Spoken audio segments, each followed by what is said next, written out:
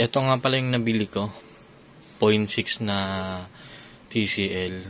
Isa sa brand na nagustuhan ko. Dahil ano lang siya, mura lang. Nung nabili ko to, ano lang to eh. Mga 7K lang kasi naka-sale siya eh. Ang maganda naman dito sa 0.6 na to, may ano na siya, may high fan, tapos low fan, tapos high cool, tapos low cool. Tapos ito yung pinaka-temperature niya. Yan, hanggang number 7 siya. So, pag gagamitin nyo siya, kailangan, wait lang, saksak lang natin. Ang gagawin nyo, i-fan mode nyo muna siya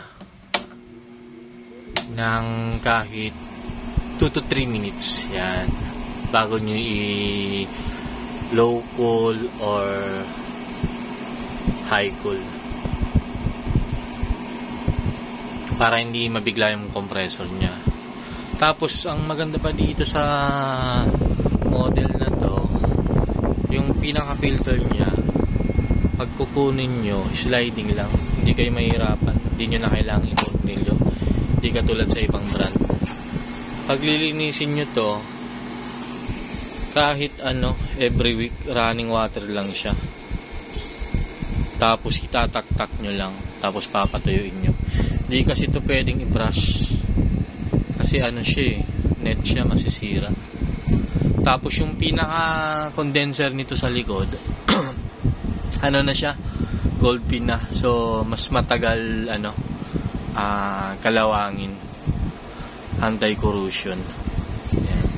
Tapos yung pinaka-ano niya, yung pinaka-swing niya, up and down lang. Manual siya. Yan. Tapos, deep lang pala up and down, left and right din. Yan. Tapos pagkapapalamigin nyo na, siguro mga nasa 2 to 3 minutes na rin naman, pwede nyo nang i-cycle. Tapos bahala na kayo mag-set ng temperature na gusto nyo. Yan. Mari number 7 para mabilis yung mapalamig ng kwarto. Kaya pala ito lang yung kinuha ko, 0.6 lang, kasi yung kwarto namin, ano lang, maliit lang. Siguro mga nasa 8 square meter lang to. So, saktong-sakto lang. Tapos mataas din yung cooling capacity nito. Ano siya? 5,700 kilojoules yung cooling capacity niya. Mura na to kasi yung ibang brand halos parehas lang naman ito yung yung pinaka-design. Nagkakalaga din ng mga 8,000, 9,000. Kaya kung budgeted kayo, mas nire-recommend ko to sa inyo. Yan. Malamig din. Kahit sobrang init ngayon.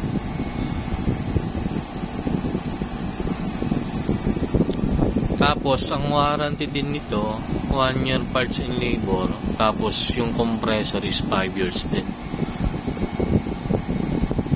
Lifetime warranty naman to. So, pagka di na siya cover ng warranty, syempre, may charge na yun kung anong masisirang parts. Hindi katulad pagka nasa warranty pa siya. Ano talaga siya? Wala kayong babayaran. Parts and labor. Maganda to, tsaka tahimik lang. Tsaka malakas yung hangin. Malamig din. Tsaka kahit mas maganda nito pagka bibili kayo, may sarili siyang may sarili siyang saksakan, outlet. Ayan, ginawan ko yan ng sariling outlet. Tapos, pagka sa mga ganito naman, 0.6. Pag na-reach na naman yung yung area nyo na palamig nyo na, automatic naman siyang nagsha-shutdown. Yan. May pinaka-sensor din naman siya dito sa harap. Once yung inihigop niyang hangin, tapos yung nilalabas niyang hangin is equal na, ayun, masisense ni sensor. So, automatic uutusan niya si compressor na magpahinga muna. Kaya mapapansin nyo, parang nawawala yung pinaka-ingay ng compressor. Tapos mararamdaman nyo naman siya pag bumalik ulit. Pagka medyo mainit na yung area. Pagka pumitik ulit, pagka umuugong ulit yung compressor. Tapos, kung mag-i-install kayo nito, mas maganda, medyo nakaangat yung sa loob, pa-island siya, para pagka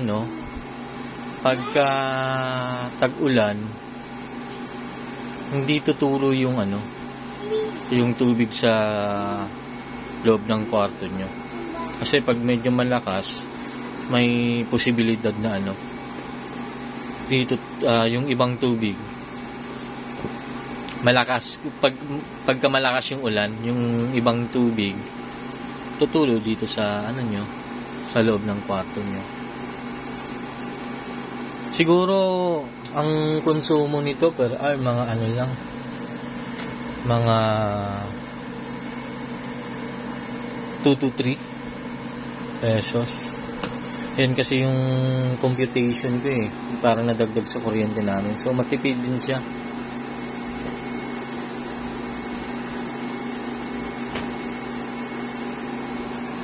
Mataas din kasi yung cooling capacity niya. Tsaka tahimik during operation. Yan. Ayan, enjoy na enjoy yung anak ko. Malamig na. Yan.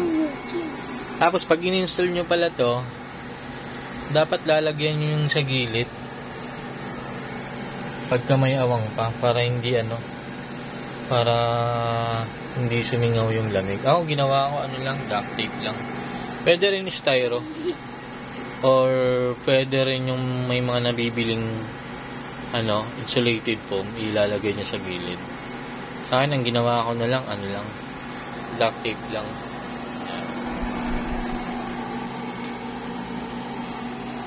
Kasi ang maganda pa dito, yung parts nito ni TCL available dito sa Philippines. Hindi na kayo mahirapan pagka nagkaroon ng problem katagalan.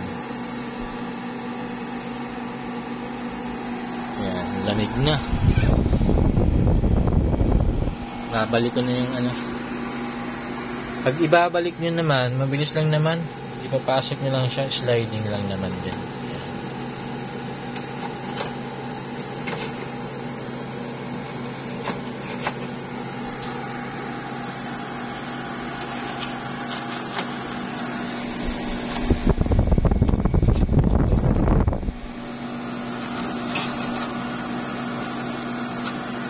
Sumabit na.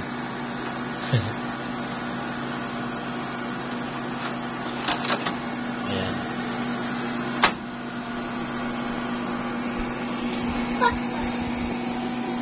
Papa. Oo.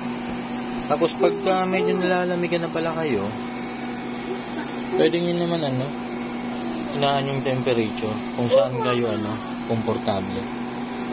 Ayan. Tapos, mas maganda pagka sa mga ganito, sa mga window type, every year, ipapalinis nyo ng general cleaning. Para hindi talaga nagbabago yung yung lamig niya. Kasi once na nagbago na yun, medyo madumi na yung pinaka-condenser niya sa likod. Marami ng alikabok. Lalo yung mga nasa tabing kalsada. Ayan. Ako, ang ginagawa ko, may support siya na electric fan. Para pagka gusto kong mahina lang yung lamig, yung sakto lang, papaandalin ko yung electric fan para mabilis kumalat yung lamig.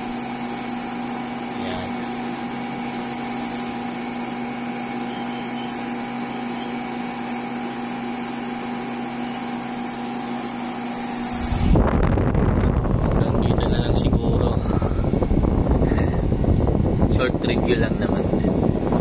Kumbaga ako dito talaga satisfied. Ilang taon na rin sa akin to, siguro mga nasa 3 years na rin.